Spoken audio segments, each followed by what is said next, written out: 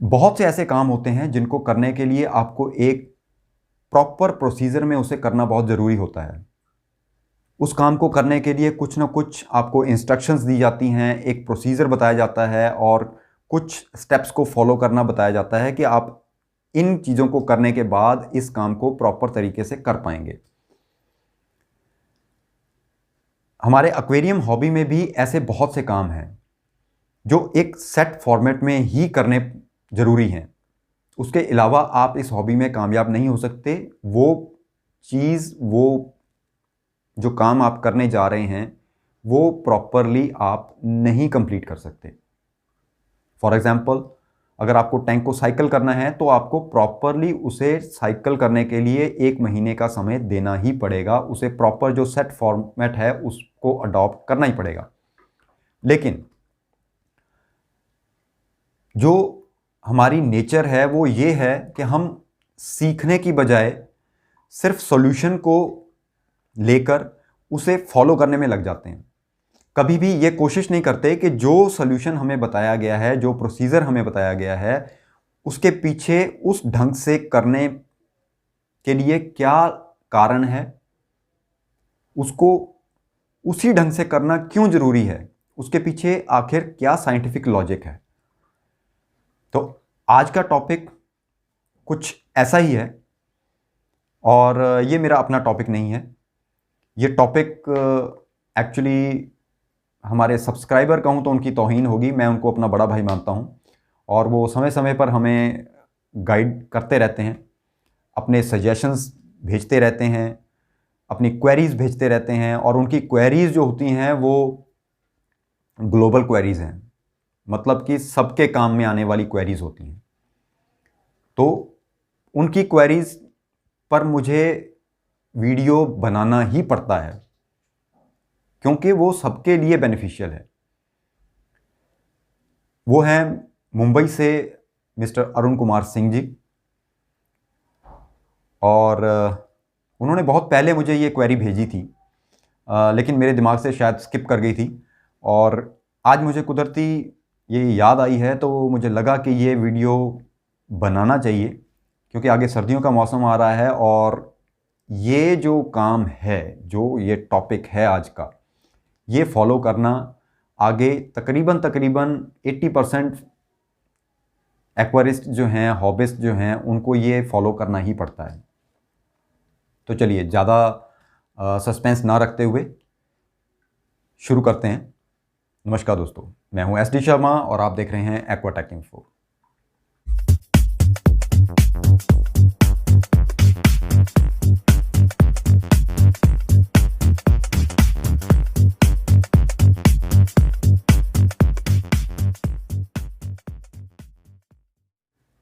आपकी फिश बीमार हो गई, उसे वाइट स्पॉट हो गया, फिन रॉट डिसीज़ हो गया या कोई और प्रॉब्लम आ गई।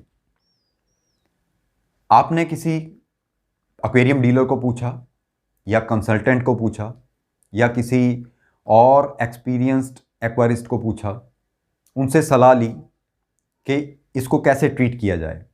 उन्होंने आपको ट्रीटमेंट बता दिया, अब आप उस ट्रीटमेंट को फॉलो कर रहे हैं।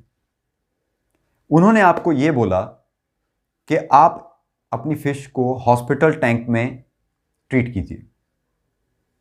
क्या आपने कभी सोचा कि आपको जो आपकी बीमार फिश है, इंजर्ड फिश है, उसे हॉस्पिटल टैंक या क्वारंटाइन टैंक में ही ट्रीट करने की सलाह क्यों दी जाती है?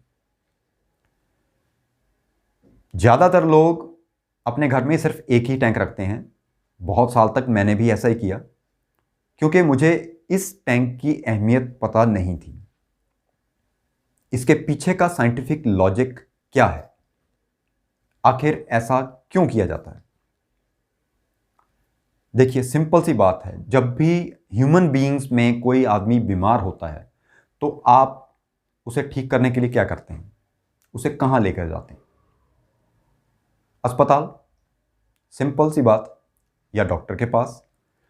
अगर आप थोड़े बहुत बीमार हैं तो डॉक्टर आपको दवाई देकर घर भेज देता है और अगर आप सीरियस हैं, आपको एडमिट करने की ज़रूरत है तो वो आपको अस्पताल में भर्ती करते हैं और आपका ट्रीटमेंट जो है अस्पताल में ही होता है।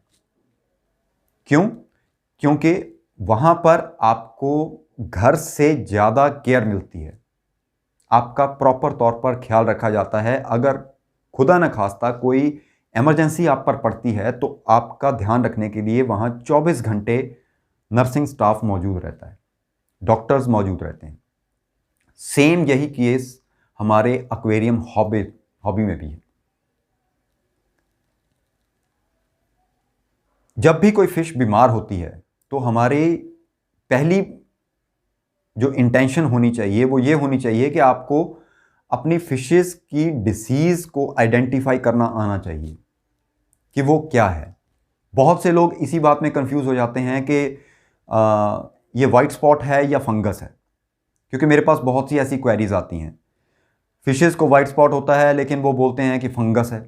अब मैं हमेशा अपने क्वेरीज में आपने नोटिस किया होगा कि मैं वीडियो की डिमांड करता हूँ। वो स्पेशली इसीलिए करता हूँ क्योंकि मुझे मालूम है कि जो पर्सन, जो हॉबिस्ट मुझे क्वेरी पूछ रहा है वो श्योर नहीं हो सकता।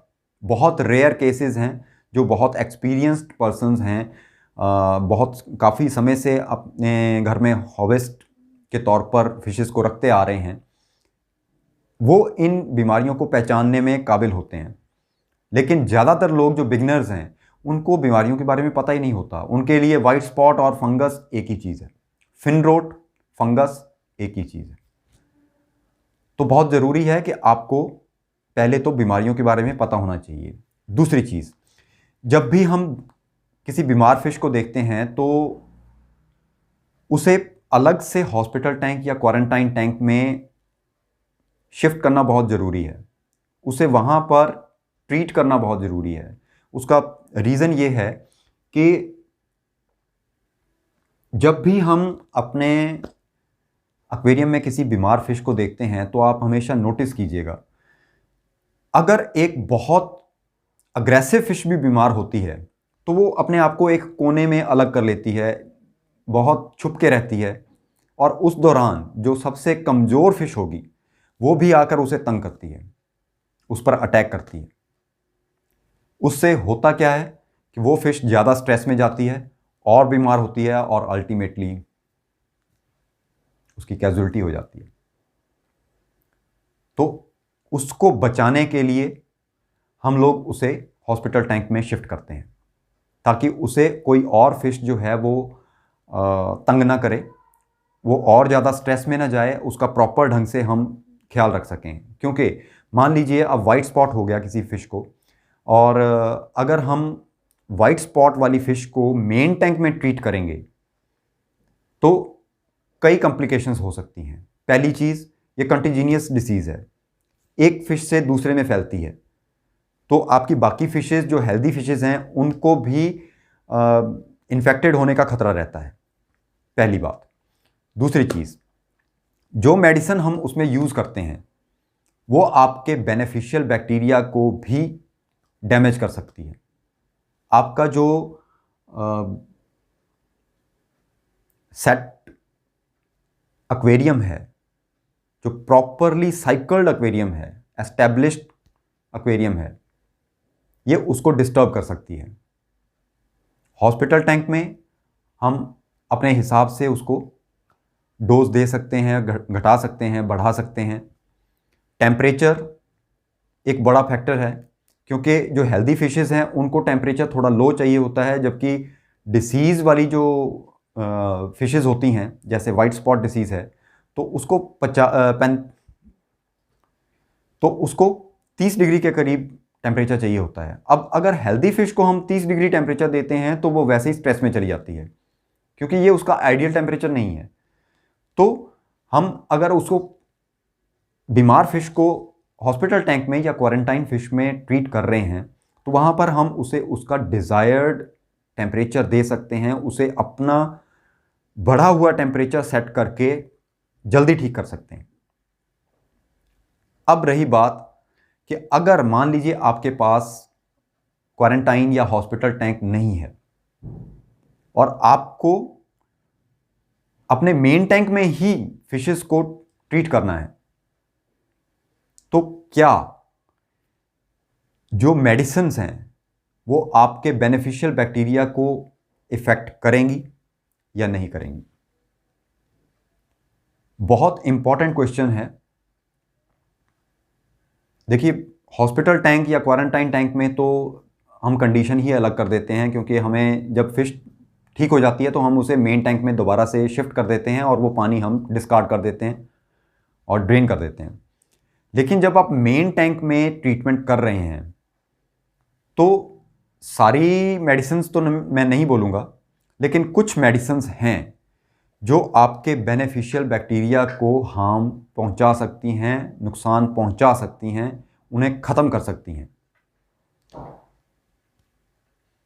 इन दवाओं में अगर मैं मेनली तौर पे नाम लूं तो आपकी एंटी फंगल मेडिसिन जो है,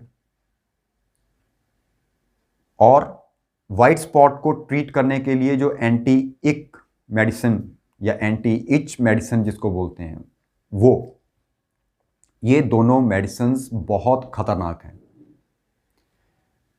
एंटी फंगल मेडिसिन में पोटाशियम परमैंगनेट है, जो कि मोस्टली अगर ओवरडोज हो जाए तो ये एक तरह का पॉइजन है।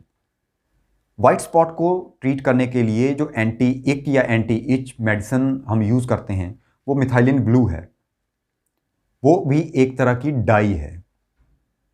अब आप समझ सकते हैं कि डाई जो है वो वैसे ही खतरनाक है, वो भी आपके फिल्टर का जो बेनिफिशियल बैक्टीरिया उसको स्ट्रिप कर देती है, डेड कर देती है, टोटली ख़त्म कर देती है। इसीलिए अगर कोई अपने मेन टैंक में वाइट स्पॉट डिसीज़ को ट्रीट करता है तो उसके बाद उसका टैंक जो है वो 90% चांसेस है कि वो डिस्टर्ब हो जाएगा। उसका एक रीज़न और भी है कि अगर वो दवाई हम ज़्यादा मात्रा में अपने एक्वेरियम में डालते हैं तो क्योंकि वो डाई है तो वो आपके जितने भी ये प्लांट्स हैं, ग्रेवल है, जो भी पेबल्स डाले हुए हैं, कॉबल्स डाले हुए हैं, वो उन सबको नीला कर देगी, क्योंकि वो डाई है, उसका नेचर वैसा है, उसकी प्रॉपर्टीज़ वैसी हैं। आपके फिल्टर का बेनिफिशियल बैक्टीरिया वो दवाइयों के संपर्क में आने पर बहुत अफेक्ट होता है, ये तो तय है। लेकिन कुछ मेडिसिन्स हैं, जैसे जनरल एड मेडिसिन है, वो बेसिकली एक्राफ्लेविन है। ये अगर हम नियमित तौर पर, जैसे कि एक्वेरियम डीलर्स जो हैं वो बोलते हैं यूज़ करने के लिए, अगर हम उसको वीकली तौर पे भी यूज़ कर रहे हैं, 5 से 10 7 ड्रॉप्स उसमें यूज़ कर रहे हैं, तो वो बेनिफिशियल बैक्टीरिया को नुकसान नहीं पहुंचाती है। एंटी क्लोरीन है, वो बेनिफिशियल बैक्टीरिया को नुकसान नहीं पहुंचाती है। एंटीबायोटिक जैसे कि टेट्रासाइक्लिन है, जो कि फिन रोट डिसीज़ के लिए यूज़ किया जाता है, वो भी कुछ हद तक, कुछ परसेंटेज तक बेनिफिशियल बैक्टीरिया को डैमेज कर सकता है, लेकिन मोस्टली वो सेफ़ है। लेकिन अगर आप उसको भी ओवरडोज में यूज़ करेंगे तो नेचुरली है वो भी बेनिफिशियल बैक्टीरिया को नुकसान पहुंचाएगा ही पहुंचाएगा। एक चीज़ और, जब भी आप अपने एक्वेरियम में, मान लीजिए मेन एक्वेरियम में कोई भी ट्रीटमेंट करने जा रहे हैं, कोई भी मेडिसिन यूज़ करने जा रहे हैं, और आपने अपने एक्वेरियम के फिल्टर में एक्टिवेटेड कार्बन्स को यूज़ किया हुआ है, तो उससे पहले रिमूव करना मत भूलिएगा। एक्टिवेटेड कार्बन का काम ही यही है कि वो जितने भी उसमें केमिकल्स हैं उनको वो फिल्टर करता है। दूसरे लफ्ज़ों में मैं कहूँ तो एक्टिवेटेड कार्बन जो है वो केमिकल फिल्ट्रेशन करने के लिए यूज़ किया जाता है। तो आप जो मेडिसिन अपनी फिशेस को ट्रीट करने के लिए अपने एक्वेरियम में डाल रहे हैं और उसके साथ में आपके फिल्टर में अगर एक्टिवेटेड कार्बन पड़ा हुआ है, तो वो उस पूरी की पूरी मेडिसिन को अपने अंदर एब्जॉर्ब कर लेगा और आपकी फिशेस को जो ट्रीटमेंट चाहिए वो मिलेगा ही नहीं। तो इसलिए ये ज़रूरी है कि अगर आप अपने एक्वेरियम में, मेन एक्वेरियम में ट्रीट कर रहे हैं फिशेस को, या हॉस्पिटल टैंक में भी यूज़ कर रहे हैं, तो एक्टिवेटेड कार्बन का प्रयोग मत कीजिए। तो ये एक छोटी सी जानकारी थी जो कि मुझे लगा कि आपको देनी बहुत ज़रूरी है, क्योंकि ये सिंह साहब ने मुझे पूछी थी कि क्या मेडिसिन जो हैं, जो हम ट्रीटमेंट करते हैं, वो बेनिफिशियल बैक्टीरिया को हार्म पहुंचाती हैं, नुकसान पहुंचाती हैं। तो ये पूरे का पूरा वीडियो जो है ये उसी पे आधारित था। उम्मीद करता हूँ आपकी शंका समाधान जो हैं वो दूर हो गए होंगे और आगे से आप इस चीज़ का ध्यान रखेंगे। कोशिश कीजिए बहुत बड़ा ना हो, एक छोटा सा, चाहे 1 फीट का ही हो, एक अलग से हॉस्पिटल टैंक या क्वारंटाइन टैंक ज़रूर रखें घर में, क्योंकि वो आपको मदद करता है आपकी फिशेस को हेल्दी रखने में। अगर कोई फिश किसी कंटेजिनियस डिसीज़ से इन्फेक्ट हो भी जाती है तो वो आपको बाकी फिशेस को हेल्दी रखने में मदद करता है, क्योंकि हम उसे सेपरेट कर सकते हैं उस हॉस्पिटल टैंक में। तो इस वीडियो को ज़्यादा से ज़्यादा शेयर कीजिएगा ताकि दूसरे लोगों को भी पता चल सके कि आखिर हॉस्पिटल टैंक की अहमियत क्या है, उसे रखना क्यों ज़रूरी है। उम्मीद करता हूँ वीडियो आपको अच्छा लगा होगा। अगर इसी तरह के आप और भी वीडियोस देखना चाहते हैं तो चैनल को सब्सक्राइब करना मत भूलिएगा और नोटिफिकेशन बेल को प्रेस करना ना करना वो आप पर है कि आप आगे इसी तरह के वीडियोस का नोटिफिकेशन लेना चाहते हैं या नहीं लेना चाहते हैं। उसके लिए मैं आपको फोर्स नहीं करूँगा। तो मिलेंगे फिर किसी नए वीडियो में, तब तक के लिए जय हिंद।